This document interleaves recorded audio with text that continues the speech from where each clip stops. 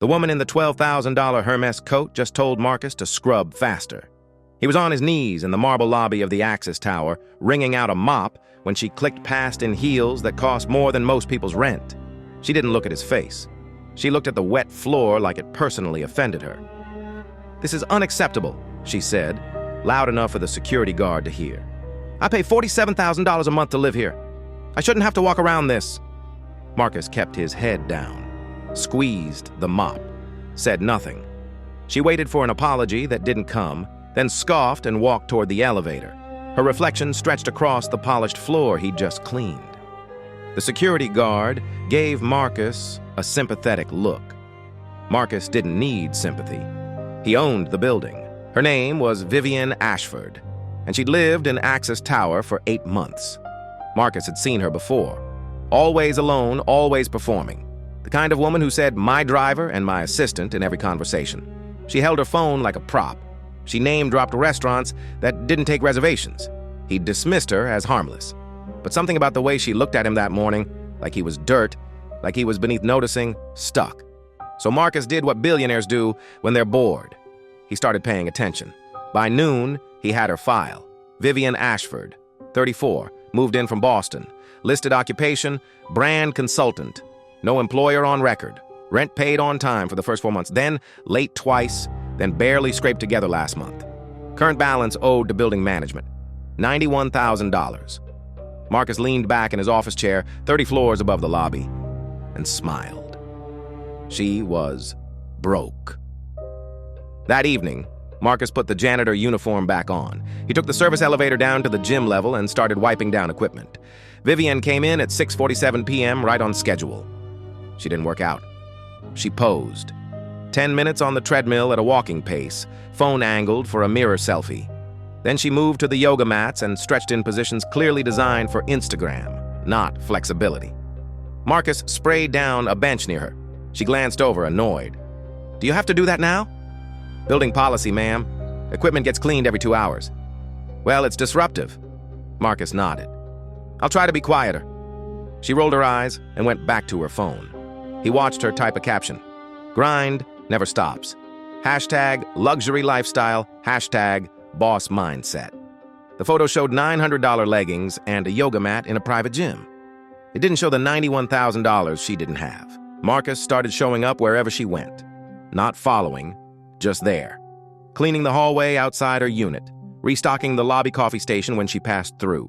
Changing light bulbs in the garage when she pulled in. Invisible, disposable. She never looked at him twice, until the day he wasn't invisible anymore. It happened in the elevator. Vivian stepped in, juggling shopping bags from Prada and Bottega Veneta. Marcus was already inside, holding a toolbox. She sighed like his presence was a minor tragedy. The elevator climbed. Silence, except for the mechanical hum. Then her phone rang.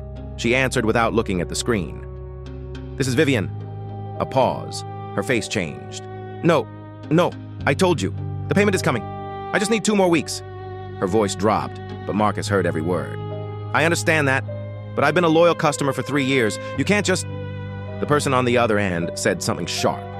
Vivian's jaw tightened. Fine. I'll figure it out." She hung up and stared at the elevator doors like they might open into a different life. Marcus didn't say anything, but when the doors opened on her floor, he held them. She walked past, without a thank you. That night, Marcus made a call. "Pull her credit report, I want everything." His assistant hesitated. "Sir, are you sure?" "Everything." The report arrived an hour later. Vivian Ashford wasn't just broke. She was drowning. $240,000 in credit card debt. $180,000 in personal loans. A BMW lease she couldn't afford. A private shopping account at Bergdorf's that was 3 months overdue. She had $1,400 in her checking account, and she was about to get evicted. Marcus sat in his office, staring at the numbers. He could end this with a phone call. Forgive the debt. Let her stay. Instead, he put the janitor uniform back on. The eviction notice went out the next morning. Marcus wasn't supposed to be in the lobby when Vivian came down, but he'd timed it perfectly. She was holding the letter. Her hands were shaking. The doorman pretended not to notice. Vivian stood there, frozen, reading the same paragraph over and over. Then she turned and saw Marcus emptying a trash bin. "You." He looked up. "Do you know who handles lease issues here?" Her voice was tight, controlled. She was trying not to crack. "Building management! 30th floor!" "Can you take me up?" Marcus hesitated. "Service elevator's broken. You'll have to use the main one." It wasn't broken. She looked at him like he was deliberately making her life harder, then turned toward the elevator. Marcus watched her go. She came back down 20 minutes later. No tears, but her face was pale. She didn't look at anyone, just walked straight out the front doors.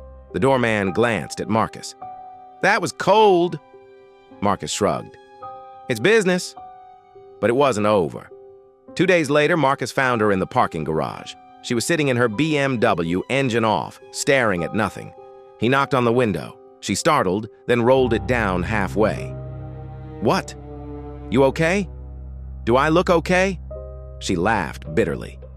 "I just got evicted from a building I couldn't afford by people who don't care that I exist. So no, I'm not okay."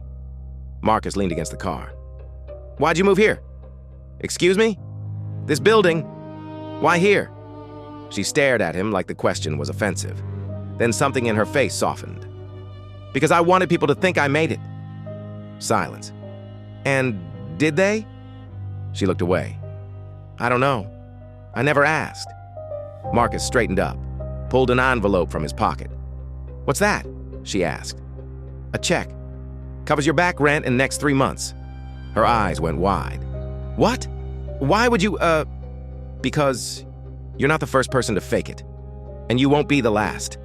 She stared at the envelope like it might explode. "I don't understand." "You don't have to." He set it on the hood of her car and started to walk away. "Wait." He stopped. "Who are you?" Marcus smiled. "Just the janitor." Vivian cashed the check. She stayed in the building, but she stopped pretending. No more designer bags, no more Instagram photos, no more fake phone calls in the lobby about meetings that didn't exist. She got a real job, sold the BMW, started paying her debts. And every time she saw Marcus in the hallway, she nodded. He nodded back. 6 months later, Marcus sold the building. The new owners kept most of the staff, but Marcus, the janitor, disappeared. Vivienne found out 3 weeks after the sale. She was having coffee in the lobby when the new building manager mentioned it casually. "Yeah, the previous owner used to walk around in a uniform sometimes. Liked to see how things ran from the ground up. Eccentric guy. Brilliant, though. Made a fortune in real estate." Vivienne's coffee cup stopped halfway to her mouth. "Wait, the owner? Marcus Chen. You didn't know?" She didn't. That night, Vivienne sat in her apartment. Smaller now, cheaper, real, and stared at the wall. She thought about every dismissive look, every rude comment, every time she'd treated him like he was invisible, and she thought about the check, the one he didn't have to write, the one that saved her. She never saw Marcus again. But years later, when she finally got back on her feet, really on her feet, no pretending, she found herself in a coffee shop downtown. And there, behind the counter, was a kid in a stained apron, getting yelled at by a man in an expensive suit. The man was loud, entitled, treated the kid like dirt. Vivienne watched for a moment. Then she stood up, walked over, and looked the man in the eye. "He's doing his best, and you're being an asshole." The man sputtered. "Do you know who I don't care." She turned to the kid. "You're doing great. Don't let people like him make you feel small." The kid blinked, surprised. The man left in a huff. Vivienne sat back down. And for the first time in years, she didn't think about what people saw when they looked at her. She thought about what she saw when she looked at them. Somewhere across the city, Marcus Chen read about a brand consultant who just launched a nonprofit helping people escape debt. He smiled. Then he put on a baseball cap, walked into a hardware store, and asked if they were hiring. The manager looked him up and down. "You ever worked retail before?" "Not officially." "When can you start?" Marcus grinned.